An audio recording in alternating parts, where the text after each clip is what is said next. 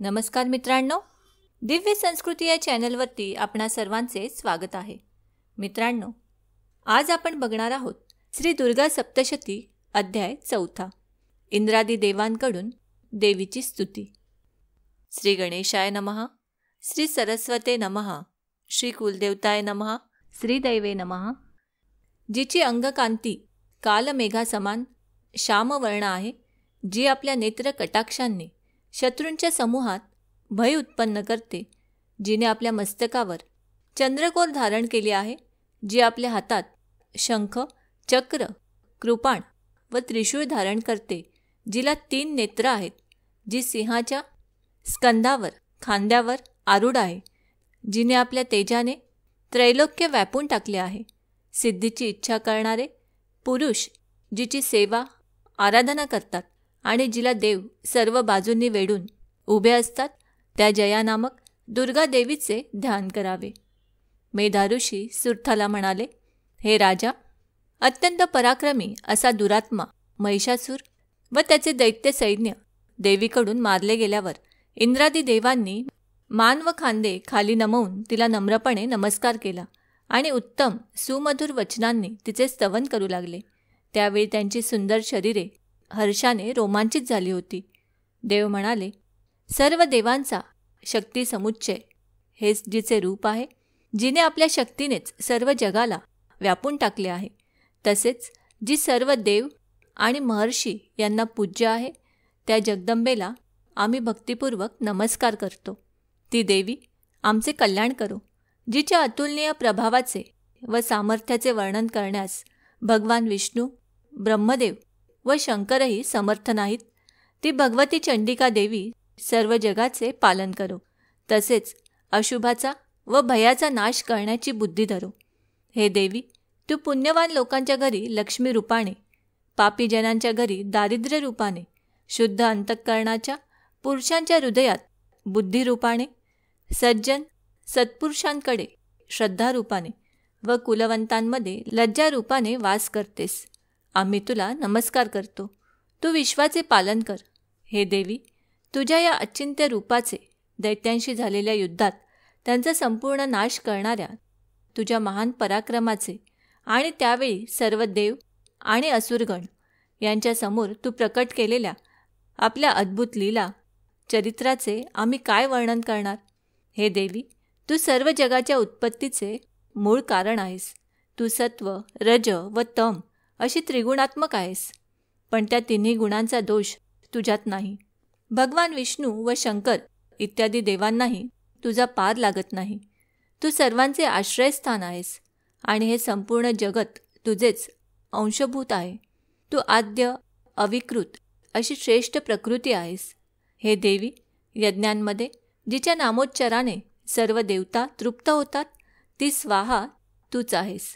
पितरांच्या तृप्तीलाही तूच कारण आहेस, म्हणून सर्व लोक तुला स्वधा असे संबोधतात.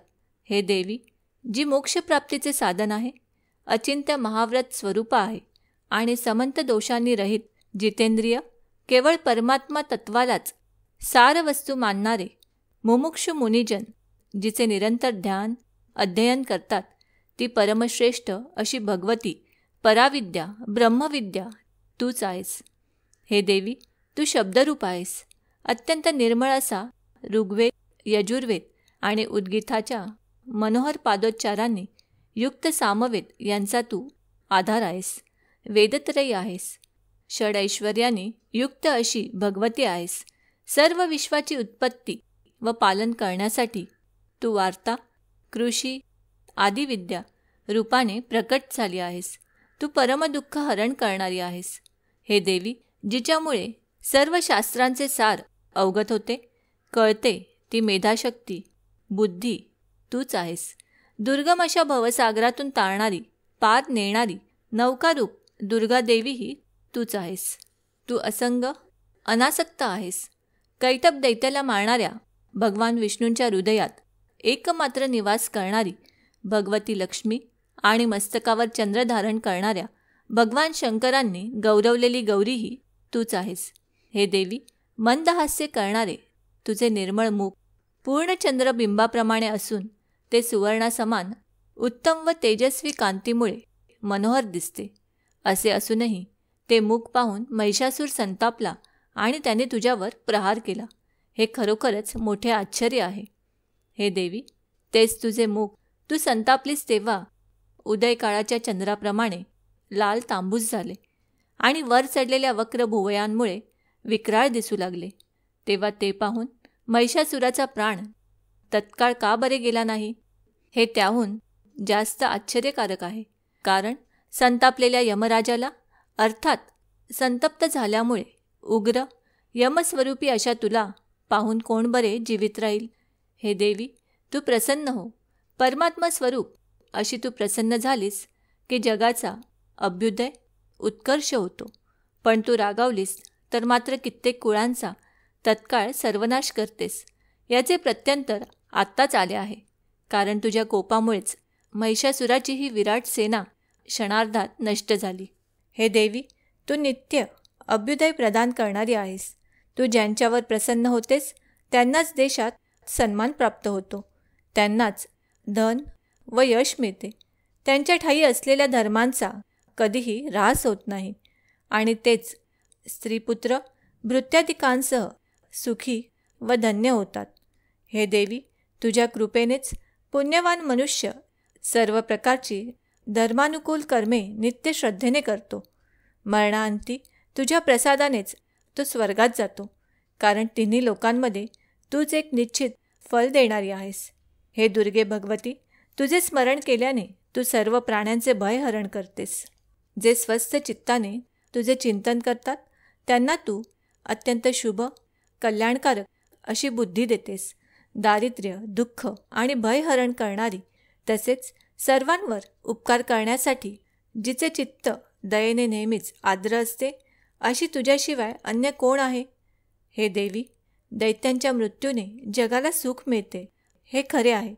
पण हे दैत्य अनंत काळापर्यंत नरकात राहण्यासाठी कितीही पापे करणारे असले तरी तुझ्याशी युद्ध करताना मरण पावून ते स्वर्गात जावेत असा हेतू धरूनच तू या शत्रूंचा वध करून त्यांना सद्गती देतेस.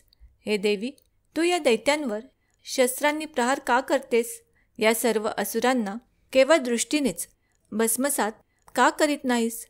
कारण ते जरी शत्रू असले तरी आपल्या शस्त्रांच्या घावांनी पवित्रता येऊन त्यांना उत्तम लोकी सद्गती प्राप्त व्हावी अशीच तुझी त्यांच्याविषयीची सद्भावना असते. हे देवी, तुझ्या तलवारीच्या महातेजाने व त्रिशूळाच्या टोकांच्या प्रखर चकाकीने तुझ्याशी लढणाऱ्या दैत्यांचे डोळे दिपून त्यांना अंधत्व आले नाही. कारण त्यावेळी ते तुझे चंद्रासमान शीतल मनोहर किरणांनी युक्त सुंदर आणि आनंददायक असे मुख एकटक पाहत होते. हे देवी, दुराचारी लोकांची दुष्टता दूर करील असे तुझे शील सौंदर्य वर्तन आहे. तुझे रूप अचिंत्य आहे, त्याची तुलना अन्य कोणाशीही होऊ शकत नाही. तुझे सामर्थ्य एवढे श्रेष्ठ आहे की देवांचा पराक्रम नष्ट करणाऱ्या दैत्यांचा नाश करून तू त्यांना सद्गती दिलीस. अशा प्रकारे आपल्या वैऱ्यांवरही तू दयाच प्रकट केली आहेस. हे वरदायिनी देवी, या तुझ्या पराक्रमाची तुलना कोणाबरोबर होऊ शकेल? एकीकडे शत्रूंना भय उत्पन्न करणारे आणि त्याचवेळी भक्तांना आनंद देणारे अतिशय सुंदर रूप तुझ्याशिवाय अन्य कोणाचे आहे? हृदयात कृपा आणि युद्धात निष्ठुरता या दोन्ही गोष्टी त्रैलोक्यात केवळ तुझ्यातच दिसून येतात. हे माते, तू शत्रूंचा नाश करून त्रिभुवनाचे रक्षण केले आहेस. रणांगणात दैत्यांचा वध करून त्यांना स्वर्गात पाठविले आहेस व त्या उन्मत्त दैत्यांकडून आम्हाला उत्पन्न झालेले भयही घालविले आहेस. तुला आमचा नमस्कार असो. हे अंबिके, तू शूलाने आमचे रक्षण कर. तू तलवारीने आमचे रक्षण कर. तू घंटानादाने व धनुष्याच्या टणत्काराने आमचे रक्षण कर. हे चंडिके, तू पूर्वेकडून पश्चिमेकडून दक्षिणेकडून आमचे रक्षण कर.